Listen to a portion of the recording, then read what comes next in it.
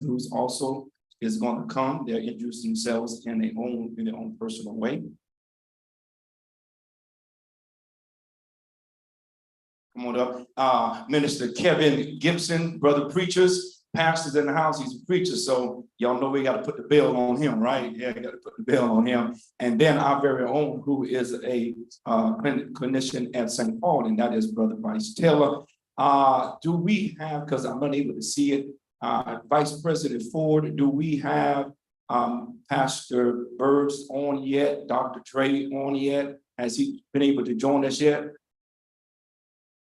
No, he hasn't. All right, there is our guests who have joined us on Zoom. All right, so listen, we're going to turn it over. Y'all have a seat. We're going to turn it over to our moderator, but I'm going to ask y'all to do me a favor. Amen. First, especially you, First Lady Reed, you should know this one. I'm asking y'all to put your hands together for our moderator, First Lady Barr. Come on, somebody.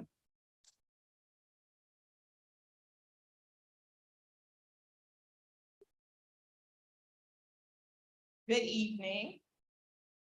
Good to be here with you all, even though the weather is not favorable right now, but we are getting some much needed rain. We're going to start with introductions of myself and also the rest of the panel. My name is Latoria Barr. I have a master's in counseling from Webster University, specializing in family and school guidance. Right now, I'm pursuing my doctorate of education in curriculum and instruction, specializing in educational psychology from Liberty University.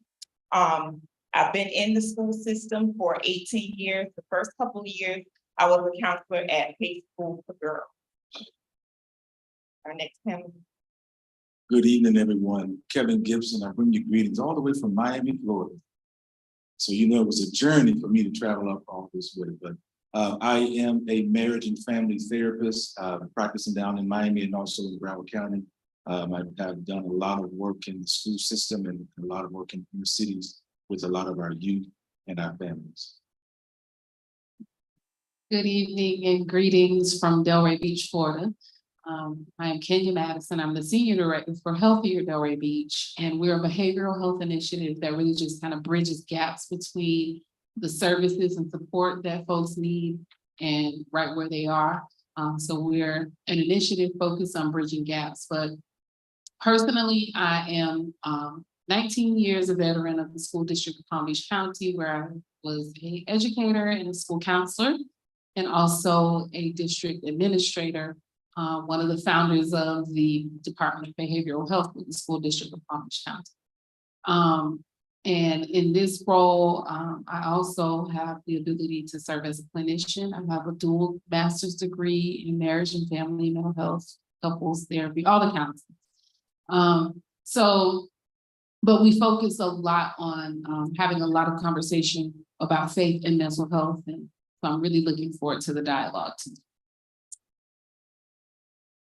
Good evening. My name is Bryce Taylor. I'm a mental health coordinator for the district. I'm also a clinical therapist at a community agency in Miami Gardens, where we provide substance abuse individual family therapy. That's about it, right? Oh, I'm a drummer. Huh? Oh, at St. Paul? That was right? Okay, I'm a drummer at St. Paul, where I serve as a drummer under the leadership of the poster right there. Thank you for your introductions. We're going to start off with pretty much an overview of what mental health is. A lot of times when we hear the word mental health, we get a negative stigma in our mind, especially in our African American community. We don't think that it's always good to talk about somebody's mental health or what's going on in their mind. But really, that's something that's very important, especially right now. There's so much things going on in the world. It is important that we do know, we advocate for those that need some mental health therapy or help. So we're going to ask our panelists to each take a turn and tell us what is mental health? What does that mean when we say the word mental health? What does it encompass? And what would I need to know as someone who is not well versed on that?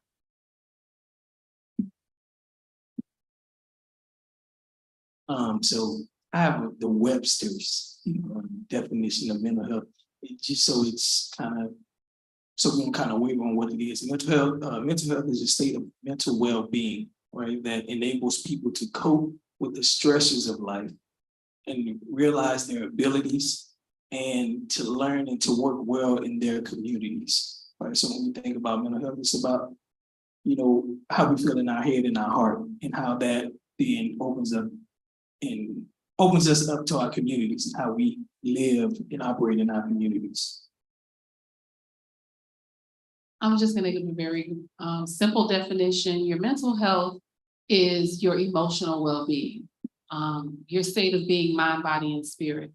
When we think about mental health, sometimes we want to separate it from our physical health, but the same way that you have physical health and you have physical well-being, and even challenges that arise that lead to illness and disease in your physical body, there's an equal spectrum of emotional well-being that defines mental health. So the same way you have physical health, you have emotional health.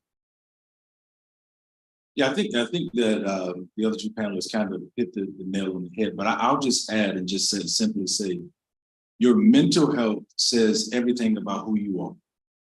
It says everything about who you are, meaning how you are going to deal with stress, how you deal with conflict, how you deal with relationships, how well you deal with it. Because sometimes we know that when things are going on and we're stressful, we're easily to be triggered with anger and we shut down and these types of things. It impacts us, and not only does it impact us, but it impacts everybody that we're connected to.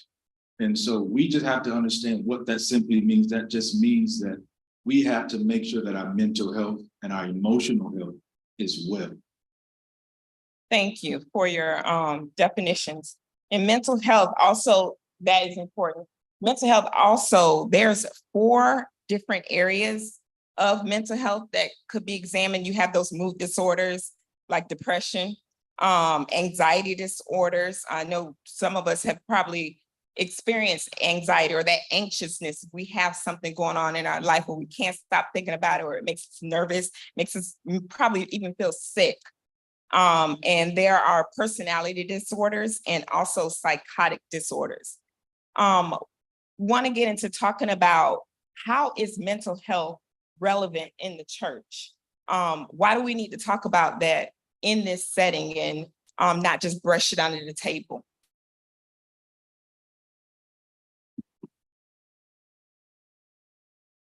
I'll start first.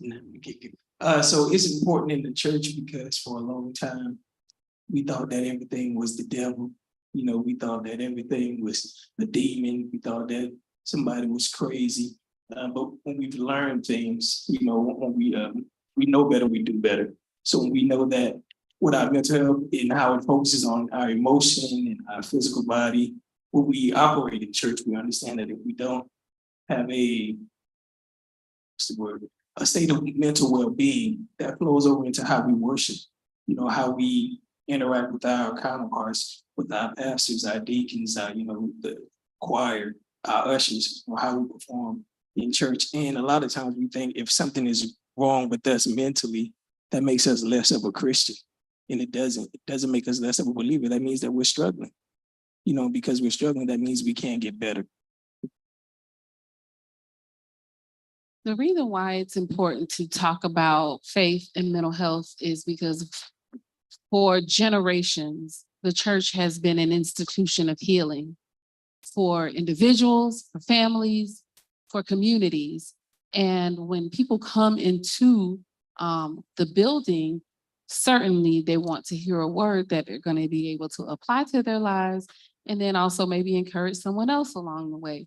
But when we start to kind of keep those things separate from the conversations that we have about our faith and how we activate our faith and how we lead as clergy or in faith leadership, we cannot forget that we are dealing with people who are one being, mind, body, and spirit. And so if we are really, really going to serve the present age and the foreseeable future, then we must deal with folks in how they present as they are not in the here and now, and they bring with them those challenges. And so sometimes hearing pastors and clergy talk about how they are shouldering the emotions of others, how some are coming and sharing the things that's burdening their hearts.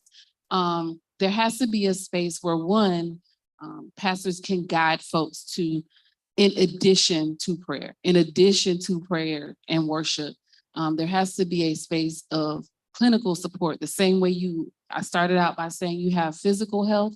And if a person came and said, I'm really having some, arrhythmia in my heart, I can't catch my breath, or I think my blood pressure is really high. A pastor is going to direct that person and say, maybe you should call your physician. Maybe you should make an appointment with your doctor and check up on yourself.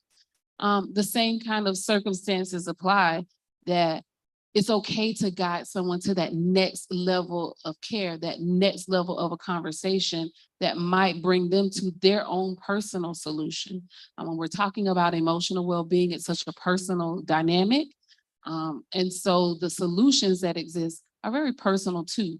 So making sure that the church is a safe haven for people to check into, to tap into as a resource, but also have the church guide them to additional resources that will be a solution for the things that are pricking their hearts, even when they're coming beyond, the time for prayer and worship.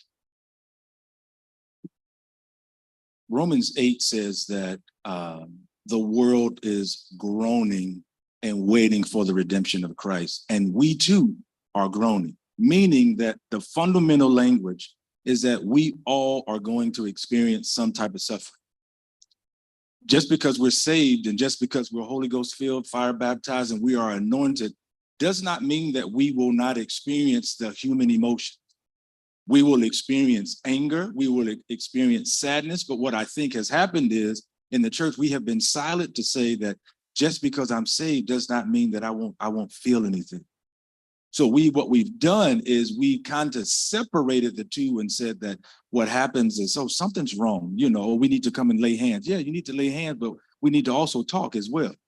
We need to be able to figure out what it is what is going on. And so understanding that we as believers and we as the church, we're not exempt from experiencing anger. We're not, and we have to talk about it, because that's why depression and suicide has crept in the church over the last couple of years. It's because we have been silent about it, because we have taught that we need to separate the two, or that what we said, like Bryce said, is that we think that sometimes if we experience these things, we're less than a believer. No, you got to understand too, Jesus Christ himself, he even felt abandoned. Father, why have you forsaken me? And he was praying this. Why? Because he felt that human emotion. And so when you understand that, we have to understand and say, you know what? The Lord himself felt this, so I'm not exempt. But what he showed us was what to do when you feel these types of emotions. Thank you. Our next next topic will be about how prevalent mental health issues are in society and in our church community. And being a classroom teacher for the past 16 years, I can tell you that I've had a student or 2 or 3 or 10 in my class that had some type of mental health issue. Albeit it may not be a serious issue where it's something that I need to worry about my safety or anything, but that child may have dealt with anxiety. That child may have had ADHD, or that child may have had some other type of serious issue. According to statistics, about 1 in 5 US adults are dealing with some type of mental health issue. And like I said, it may not be something that is that serious that has to be medicated, because some are medicated, some are not medicated. Some, you will be okay just learning how to cope with those things, such as anxiety. And just a moment of transparency, I have suffered with anxiety. And I took medicine to help with my anxiety. I no longer have to take that medication, thank God. but I have learned coping mechanisms to when I can feel, and if we all don't know, anxiety, the symptoms of anxiety mimics a heart attack. So there were times when I thought that, oh, this is it, something's going on. And until I understood what was going on with me, I didn't know what to do. And it did scare me. But now I know those symptoms and signs, and I'm able to use those coping mechanisms that I have learned. And I didn't have to go see anybody because I was educated on these things. But I did get prescription medications to help me deal with it in the beginning, because it was something that those coping mechanisms, I needed something else. And I've come to the point where I no longer have to take those medications, and I'm good. And so I have had students in my class that have dealt with things like that, and who have dealt with, like I said, ADHD. And I want to ask the panel, what is your experience on the prevalence of mental health in our society and also in our churches?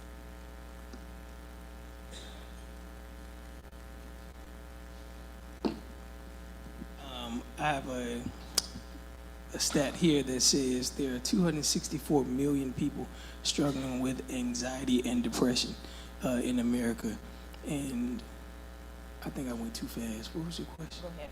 Oh, the prevalence. Oh, that was right. Okay. Okay.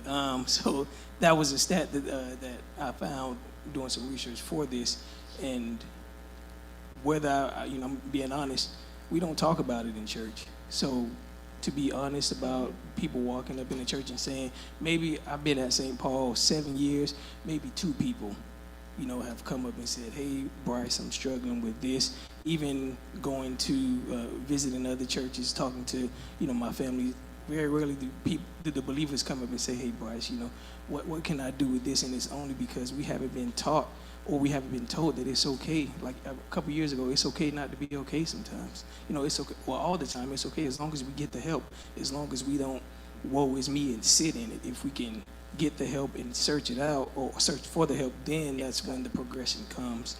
But I think if it's 264 million people in America, I can almost guarantee that a lot of those people go to church. A lot of those people are believers. A lot of those people are ministering to us every week. There was a stat that said, I believe like 39% of pastors are dealing with some kind of mental health disorder or mental illness, and I can only imagine that number is extremely underreported. Because if you're a male and you're saying, like, we don't, first of all, black men rarely go to the doctor anyway. If I'm not going to a physician, what makes you think I'm gonna sit on somebody's couch and say, I'm hurting, I'm struggling, I feel sad when I feel I can't get out of bed, because we press our way on. Because if we did, the world would stop, right? That's the weight of the world on a black man's shoulders. So I would think that mental health is prevalent, but it's extremely underreported in the churches. In addition to the statistic that Sister Barr gave of 1 in 5, I will also bring your attention to the fact that 26% of youth under the age of 18 are also diagnosed with a mental health challenge, or are suffering with some sort of mental health issue. And so the important thing to know is that if you are able to, just like anything else, become aware early,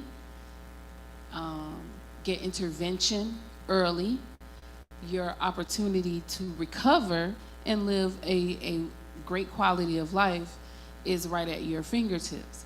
The unfortunate thing is that when people live in denial and people are really sweeping those things under the rug, or not facing the things that are pricking their hearts, I'm gonna say it because it's my favorite thing to say. Faith can't fix what you won't face, right? Amen. Faith can't fix what you won't face.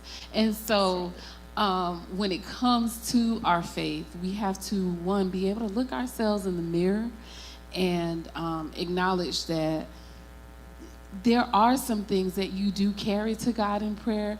And let's be honest, there's some things that we bring right on back with us too. And those are the things that usually keep us caught in a cycle of either feeling depressed or feeling anxious or feeling like you are in a space of despair.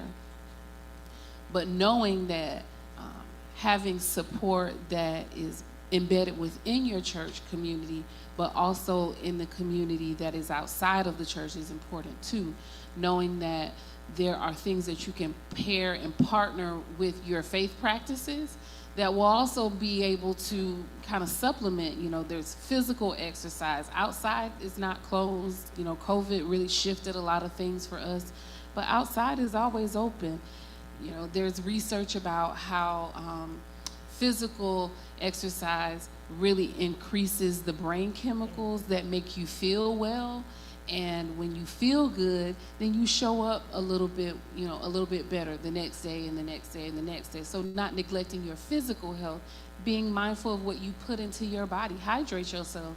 You can't pour from an empty cup, certainly, but your body can't even produce if it's dehydrated. So making sure you're staying hydrated and putting healthy things in your body and looking yourself in the mirror and being honest and saying, am I okay?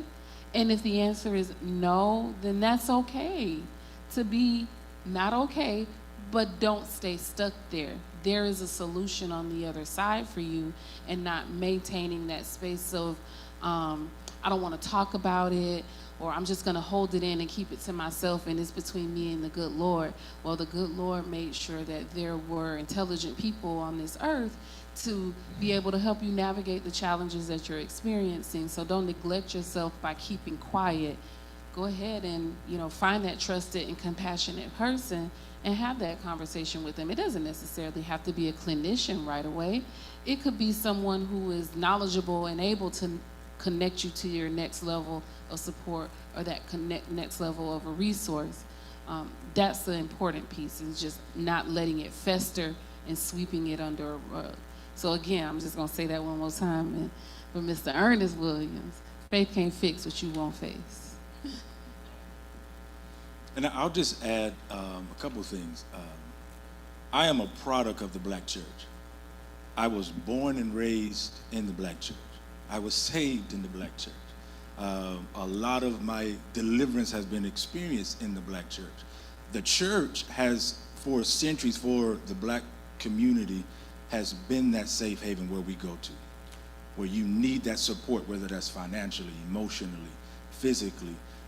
That has been the place where we historically have seen some change. And so if that is the place where we have seen the most change, and then we are afraid to talk about it, then what does that say about us in the church? What that says is that we're suffering in silence. We're suffering in silence, but then we come to church and we raise our hands and we praise and we shout, we dance, but then we go back into what I call our invisible prison. Meaning what we're dealing with before we came to church is still there when we go home. And so I think that the church historically has been there, and we have made some progress over the years. Would you agree with that? We've made some progress over the years with understanding and getting people in place where pastors are getting trained in mental health and lay members and leaders are getting trained in mental health. I think it's prevalent because we have to understand that if we don't do this, we will continue to suffer in silence. The Bible says in Hebrews that hope deferred makes the heart sick. In other words, that simply means that's depression. If you're walking around in hopelessness, that means you see no future. You can't see tomorrow. That means you have no hope. And then if you have no hope, and Jesus is our hope, then it kind of gives you this rigid dichotomy, like then you start to question your faith. And so there's nothing wrong with that. What I'm trying to say is that we have to understand and say sometimes we have to go beyond that. We have to go beyond that. And so it's prevalent, is running rapid a lot of times in our youth too. Have you seen over the years it's just a lot of anger that's resulting in violence, resulting in death. But guess what? Anger is a secondary emotion. I feel something, then I become angry. So a lot of times what these young men in our community that we trying to figure out what's wrong with them, that's grief. They've lost something. They either lost a parent, they either lost themselves, They've lost hope in themselves, belief in themselves, and so they result in anger. And we're trying to figure this thing out, and we have to understand, and that a lot of times I can pray all day. I can speak in tongues. I can do all that all day, but if I'm not getting to the root of what's going on, it's going to manifest in different areas, different ways. And so we have to understand, like I said, all of us has experienced something in life that has caused us to, some traumatic experience, causes anxiety, depression, or whatever the case may be.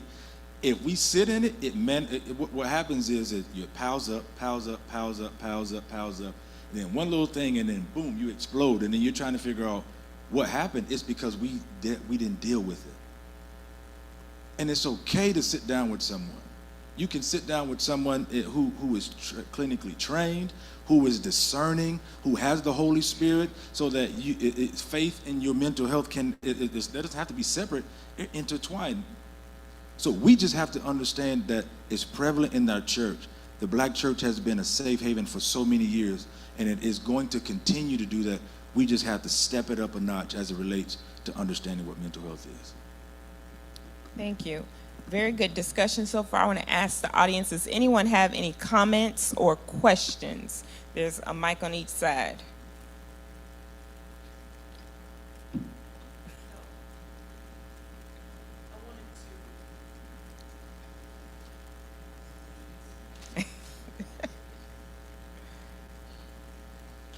I just wanted to reaffirm what you said. I'm Gloria Jackson Davis.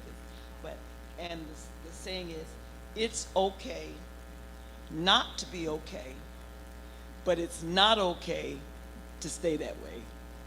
I just want to say that.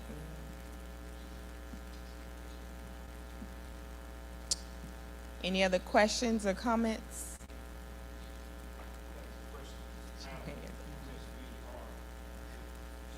With the church, to our panel and to our moderator, what is the first sign churches need to be aware of? This is a fellowship. Churches are gathering here. We're educating not only our membership, but our churches and our leader. What is the first sign that a church knows that it's not ready to address mental health? The second part of that, in our not addressing, are we making the situation worse by trying to put Jesus over something that he's already given us a solution to?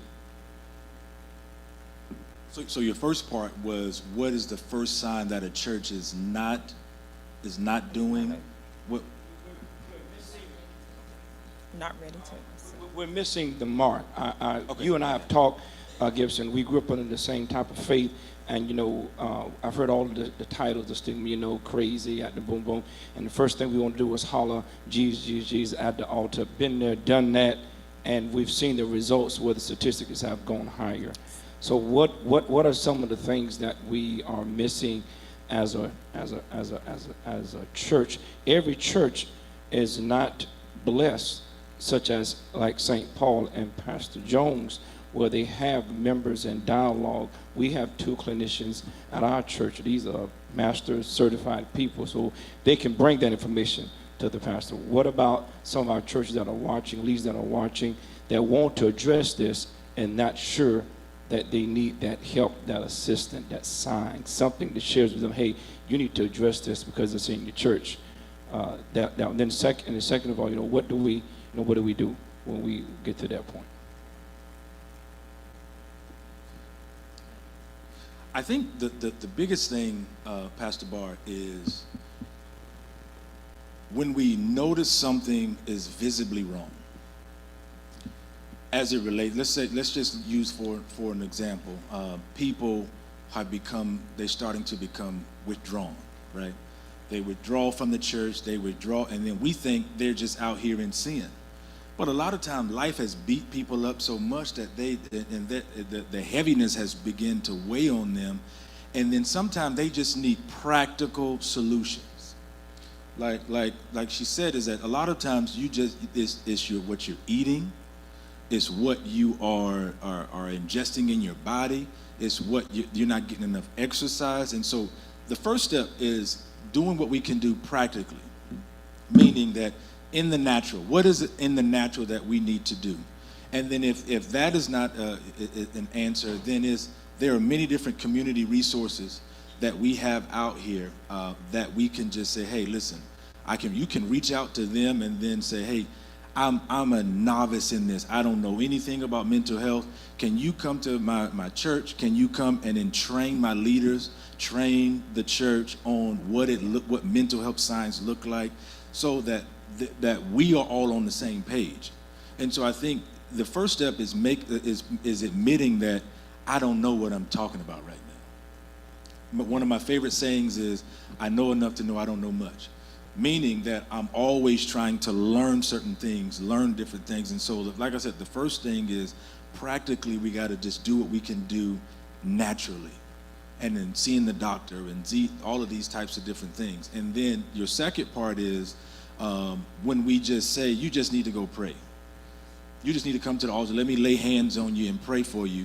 And then when that does not work, then what that says to a person who's immature in faith is that Jesus must not be the answer. Jesus must not be enough. So that's a large part of too why a lot of young millennials are leaving the church and going to seek out these other religions and all these other different ethnic religions, because the church is ignoring what is really going on. And so we just have to understand that when you just try to overemphasize Jesus, overemphasize prayer, overemphasize, you need to just go read your Bible. Yeah, these things are tools, but a lot of times they are not the solution. They're just tools to help you get to a better place. And so so to answer that is it sometimes can worsen, or sometimes it can dilute our faith in Jesus Christ. Because if he's not the answer, then what else can I do? So we need to say sometimes we need Jesus and therapy, Jesus and counseling, Jesus and medication, Jesus and health. We need all of that.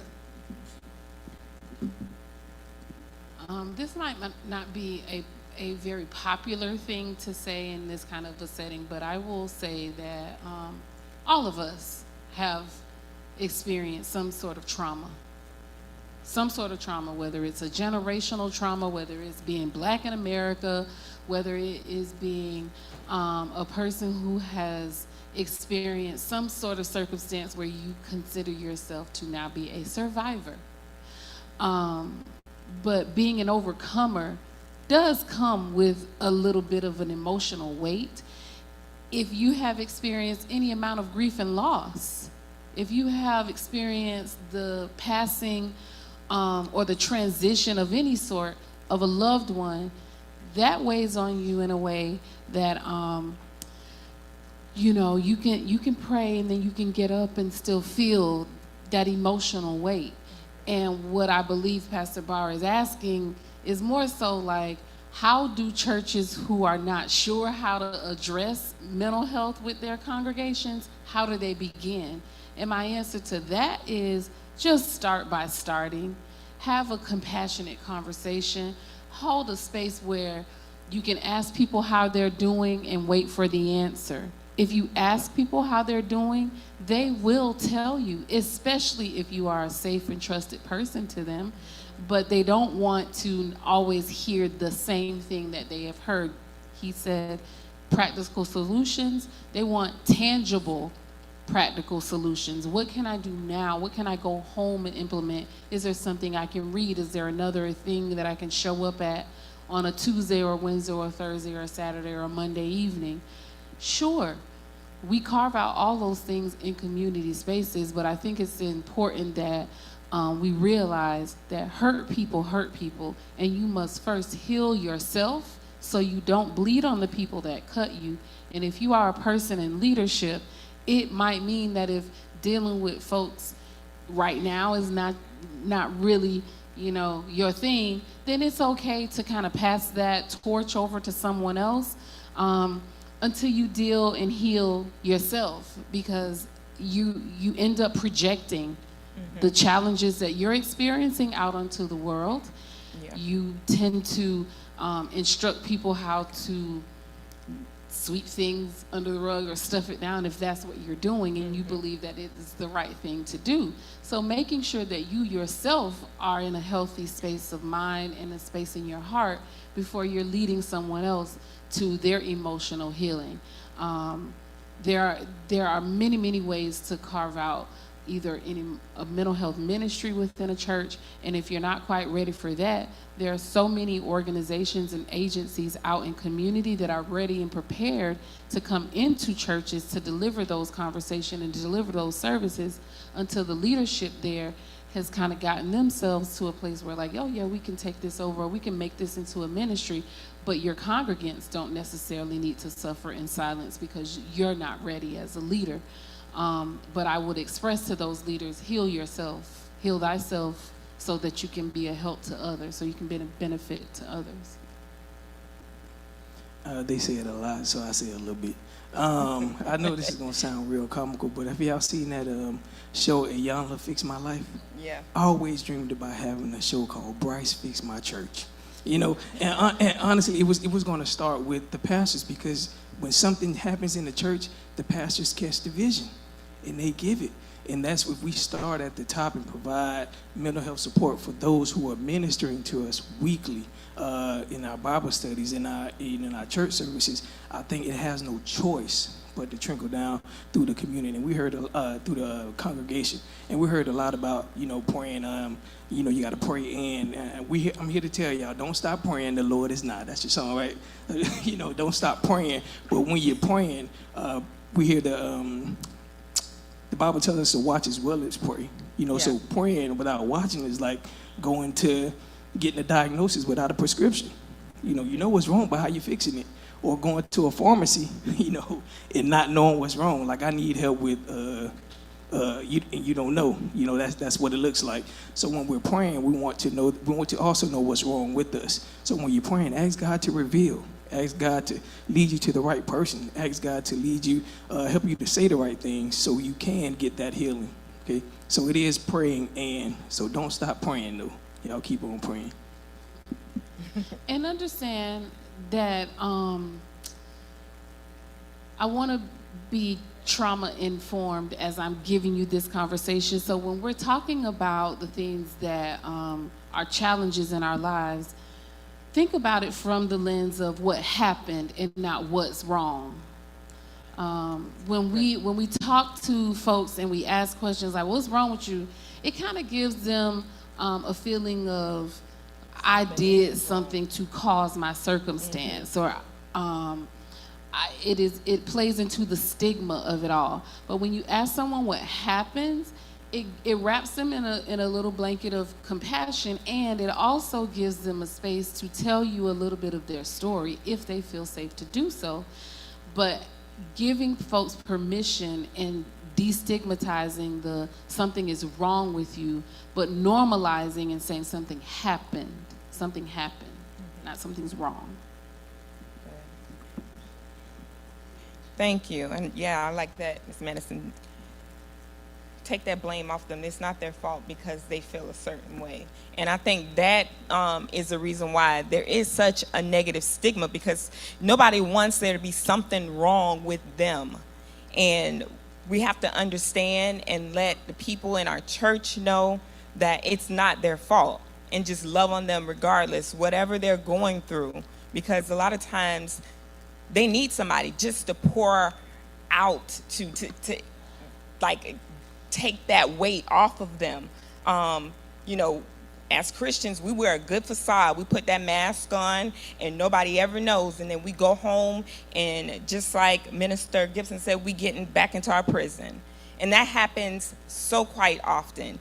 And being that I do work with children and I establish, this rapport with their parents and with them, I hear a lot of stuff that little babies, little kids should not be going through. And a lot of times it doesn't come from them, it comes from their parents. They tell me all this stuff that they're going through. So you never know who's sitting next to you, what burden they're carrying. So we have to make them all feel like they're safe and like they're able to talk, starting with the pastor on down. It shouldn't just be the pastor that takes on all that weight. it would be wise to have someone in our church that is trained and let it be known this person is someone who you can talk to. And that person has to make sure that they keep those conversations confident, and we'll all do much better in our churches. We do have a question on Zoom. And it says, where does someone start? Do you have resources available for a starting point to find a therapist that fits? It can be overwhelming finding a therapist, and sometimes people give up due to that.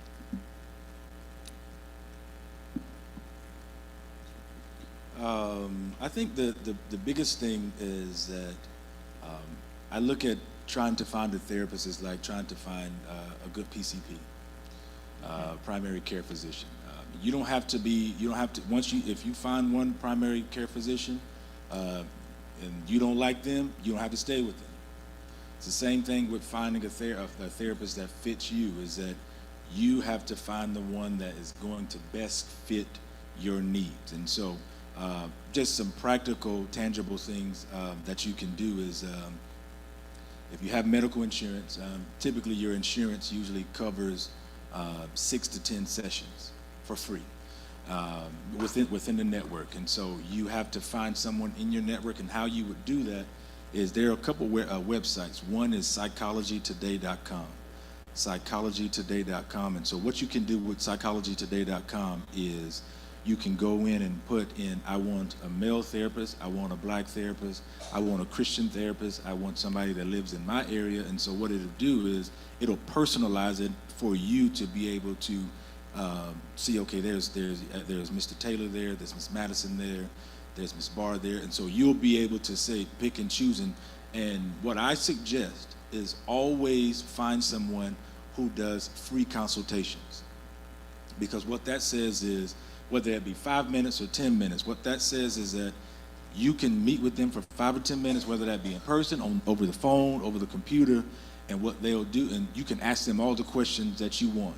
You know, what is your faith? Like, what do you believe? What do you know? All these types of things. How do you look at someone who deals with stress? And you can say, okay, this might be a good fit, or you get to say, nah, this is not going to be the best fit. And so I think it's all about trying to make sure that you have that motivation to get that person that you need. If it's not the first one, it's not the second one.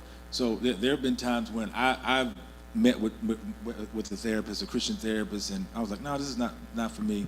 The second one, no, this is not for me. Then I found the third one, I was like, oh, spot on. You know, and so you have to be persistent and consistent about getting the help. If you want the help that you need, you'll go get it. And you'll continue that until you find whatever it is that you need. Because if you get stuck and you get stagnant, that is a choice. It's a choice. It's the same thing as if your head has been hurting and the doctor can't tell you why. You just stay with one doctor and he just say, oh, ain't nothing wrong with you. You all right. And you stick with that. That's your choice. Yeah. You go get a second opinion. You go get a third opinion. You get a fourth opinion until somebody's able to hound in and say, no, this is what's really going on while you have a headache. And it's the same way as it relates with therapists. It's important that you don't separate yourself, mind, body, and spirit.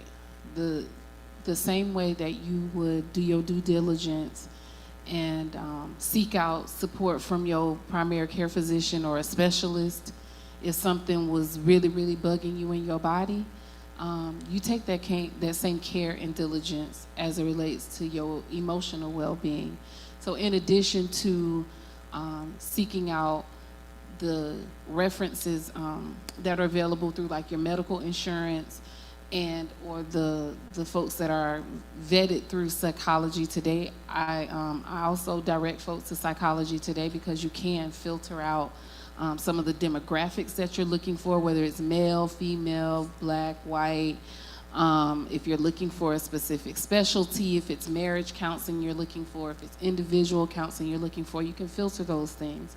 But what I will also say is know what to anticipate when you're going to that visit. It's going to be a conversation. They're not clairvoyant. They're not going to be mind readers, and they're only going to know what you tell them. And so it's important that you are transparent. It's important that you lean a little bit into your sense of vulnerabilities. If something is choking you up and it maybe makes you cry, it's okay. It's a safe space to cry. It's all right. If you haven't quite found the words to express when you pick up the phone, that's okay. Don't hang up. The person on the other side is trained to interpret silence for a little bit. They may prompt you or probe a little bit to say, are you having a rough time today? Was it hard for you to make this call? They will understand. So hang in there and kind of push past your own comfort level and know that there is support on the other side. And if you're not quite ready to just approach clinical supports like that, know that there are community-based things and organizational-based things that are happening all around you in community every single day. There are organizations that host weekly or on a monthly basis group conversations where there's a clinician present. There are activities and events that are hosted on a monthly or quarterly or even weekly basis sometimes where there is a clinician present. And just by building a rapport with that person, you've gotten yourself a little bit closer to having a foot in the door in the office if that's what you're choosing. But understanding that it's all a choice, and the same way that you would really demand the best care for yourself and advocate for the best care for yourself if you were to be given a diagnosis, in your body, then you do the same thing. You approach it with the same advocacy for yourself as you're taking care of your emotional well-being. I'll just add this last part to that. Once you get to that point, once you have the desire, you must be then willing to continue to go through, because there are going to be some times where you're going to have some tough conversations once you start that. And you're going to have to talk to that little girl or that little boy in you that was hurt by, when you were 5 or 6 years old in order to get that healing. So there are going to be times where it's going to be rough, once you start. But if you have that desire first and then followed by the willingness to push through, then there'll be healing on the other side. And it's not something you must approach alone. You don't have to approach it alone. This is one of those things that if you need someone to kind of accompany you until you feel comfortable, that's allowed. So don't allow the things that you tell yourself in your mind to be a barrier. Do your best to kind of quiet those voices and move forward towards something that you know is going to be a healing-centered solution for yourself. All right, thank you. That concludes our discussion for today. We will finish tomorrow, same time, 6:30, mental health and the church. If you have any questions, write them down, bring them tomorrow. And I'm asking that we all give this panel of wonderful panelists a hand clap. Thank you all for coming, and thank you all, and we'll see you tomorrow. Well, let's give this Amen. Where you going, Bryce? Amen. Amen. Let's come on one more time. Let's give them a hand. I want it. This needs to be discussed. This needs to be discussed. Pastors that are here and pastors that are watching, yes. And I confess, and not ashamed of it. I have a therapist. I got somebody I talk to. I know Jesus on the main line, but he also on my speed dial too. I got somebody I can talk to, simply because there's certain things that you just need to get off, just need to talk about. And pastors, if we don't do it, guess what we end up doing it at? Across the sacred desk. Across the sacred desk. So we got to take it to somebody besides the Lord in prayer. So we are grateful. Thank you so very much. Tomorrow night, please bring your questions. We're going to do more of a Q&A tomorrow. And I'm going to tell you what got me about this panel, and you should have heard it tonight. I heard the propheticness of the voice of each one of them. Vice President Ward, when they introduced themselves, each one of them said this same word, passion. I heard each one of them say, I have a passion for it. You can't serve if you don't have a passion for it. So thank you, these passionate people, for this. One more time, let's give them a hand. See them on tomorrow night. Bring somebody. Bring somebody. Talk to somebody. Let's do it. Listen, we're going to take about 4 or 5 minutes and we're going live, all right? We'll get ourselves in place, 4 or 5 minutes, then we're going to allow those of you that are worshiping with us online, don't tune off, don't check Amazon, stay right there. I promise you, we're going to get right into worship. Just stay right there. If you're on Zoom, you can log off and then log back onto our website, log back onto our social media, fecbaptist.org. All right, come on, my brothers and sisters, those in sanctuary, we're going to get our